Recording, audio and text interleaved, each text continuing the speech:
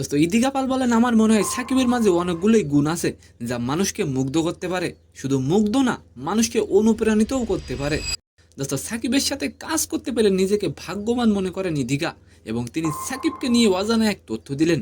দোস্ত দ্বিতীয় নিউজটি থাকবে, ঈদে মুক্তি পেয়েছিল সালমান খানের সিকান্দার, তবে বক্স অফিসে তেমন ভালো করতে পারেনি সিকান্দার সিনেমা। দোস্ত আর এবার সালমান খান সিনেমা হিট করতে ভক্তদের পরামর্শ নিলেন। তো নিউজ দুটি জানতে আশা করি ভিডিওটি সম্পূর্ণ দেখবেন।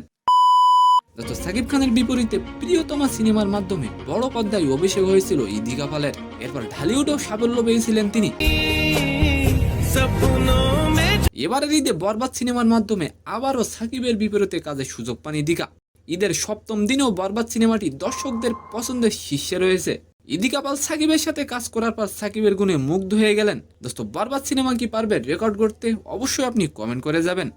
সাকিবকে নিয়ে ইদিকা পাল বলেন, সাকিবের মাঝে অনেকগুলোই গুণ আছে যা সবাইকে মুগ্ধ করতে পারে। শুধু মুগ্ধ না, মানুষকে অনুপ্রাণীও করতে পারে, যেটা তার কাছ থেকে শেখার চেষ্টা করছি।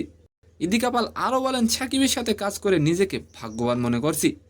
অন্যদিকে সালমান খানের সিকান্দার সিনেমা বক্স অফিসে ভালো করতে পারেনি, আর তাই নিজের সব দ্বিধা কাটাতে এবং ক্যারিয়ার বাঁচাতে এবার দর্শক ও অনুরাগীর শরণাপন্ন হলেন তিনি। সালমান খান অনুরাগীরা কি চান সেটা জানতে চান, মতামত দিলেন ভক্তরা। আগামীতে দর্শকদের পছন্দ ও চাহিদার কথা মাথায় রেখেই সিনেমা নির্বাচন করবেন ভাইজান সালমান। তো সম্মানিত দর্শক, আজকের ভিডিওটি কেমন লাগলো অবশ্যই কমেন্ট বক্সে জানাবেন। আর ভিডিওটি যদি ভালো লাগে অবশ্যই একটি লাইক দিয়ে আমাদের চ্যানেলটিকে সাবস্ক্রাইব করে দিবেন। ধন্যবাদ।